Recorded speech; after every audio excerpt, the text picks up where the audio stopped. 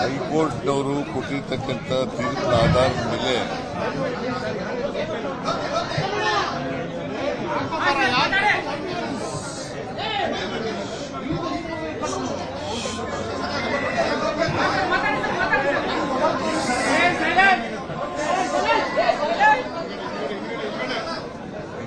ಇಲ್ಲಿ ಗಲಾಟೆ ಜಾಸ್ತಿ. ನಿನ್ನೆ ಕೋರ್ಟ್ನಲ್ಲಿ ಏನು ಆದೇಶ ಆಗಿದೆ, ಹೈಕೋರ್ಟ್ನಲ್ಲಿ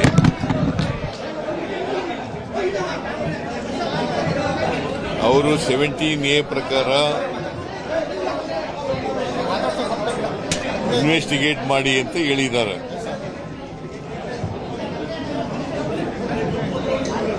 ಇವರು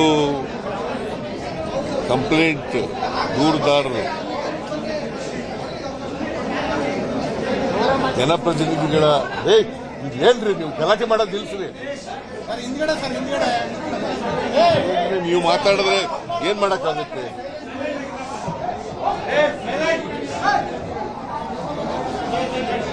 ಜನಪ್ರತಿನಿಧಿಗಳ ನ್ಯಾಯಾಲಯ ನಿನ್ನೆ ಹೈಕೋರ್ಟ್ನವರು ಕೊಟ್ಟಿರ್ತಕ್ಕಂಥ ಆದೇಶದ ಹಿನ್ನೆಲೆಯಲ್ಲಿ ಇವತ್ತು ಒಂದು ಆದೇಶ ಮಾಡಿದ್ದಾರೆ. ಆದೇಶದ ಪ್ರತಿ ನನಗೆ ಸಿಕ್ಕಿಲ್ಲ. ಪೂರ್ಣ ಆದೇಶವನ್ನು ಓದಿದ ಮೇಲೆ ನಾನು ಸಂಪೂರ್ಣ ರಿಯಾಕ್ಟ್ ಮಾಡ್ತೀನಿ. ಅದರ ಮೇಲೆ ನಿಮ್ಮ ಕುತೂಹಲ ಅರ್ಥ ಆಗುತ್ತೆ. ನಾನು ಸಾಯಂಕಾಲ ಆಗುತ್ತೆ ಅದು ಸಿಕ್ಬೇಕಾದ್ರೆ, ನಾನು ಈಗ ಕೇರಳ ಕೊಟ್ಟಿದ್ದೀನಿ. ಅದರಿಂದ 6 ಗಂಟೆ ಮೇಲೆ ಅದು ಸಿಕ್ಕದು. ಆ ಸಿಕ್ಕಿದ ಮೇಲೆ ಸಂಪೂರ್ಣ ರಿಯಾಕ್ಟ್ ಮಾಡ್ತೀನಿ.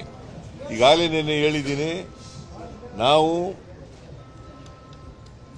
ಇನ್ವೆಸ್ಟಿಗೇಷನ್ ಎದುರಿಸಲಿಕ್ಕೆ ತಯಾರಾಗಿದ್ದೀವಿ. ತನಿಖೆಗಳಿಗೆ ಯಾವುದಕ್ಕೂ ಕೂಡ ಎದುರಲ್ಲ.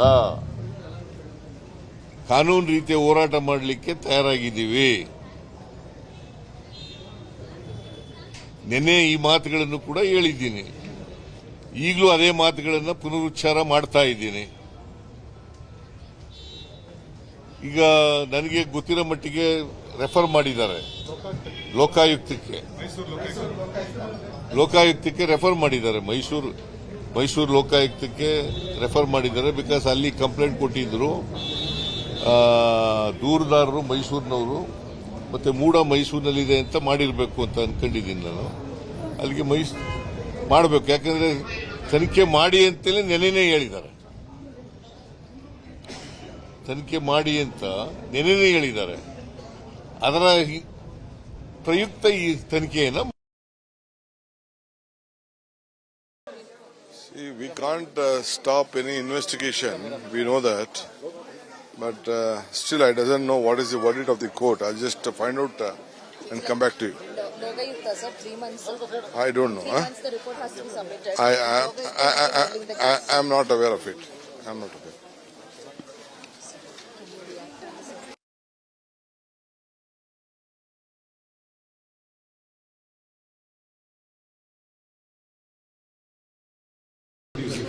Yeah, I have not seen the order yet. I think we should be able to get it in the evening. So until and unless I see the order, I won't be able to comment. But one thing is definitely certain, that Chief Minister is ready to face any investigation. He has already clarified that he is prepared to face any investigation. But the details of the order, once we see that, then I will be able to comment on that. So, if the Lokayukta is an independent body, will they be impartial in their investigation? No, they are totally, Lokayukta police is an independent body. They are not under the mercy of anybody. So they will do the investigation accordingly. Sir, if there is an FIR lodged immediately, now wouldn't it be a question of morality and the Chief Minister who heads the government? Now we'll see that. First of all, let us see the order. The content we don't know. Without knowing the content, I don't want to comment on. What about going to the higher judiciary, sir? We'll see all that. Once it is seen, then depending on that we'll decide. The government in this Haryana rally. Do you think he is trying to make it a political issue? No, it's very clear. Since, thanks to Prime Minister, since he has mentioned, it shows very clearly that this is a political game they are playing. We have been saying right from the beginning that, BJP is using this entire episode for a political gain. And now Prime Minister has proved that. Sir, yes, Thank you. today also BJP No, thank you.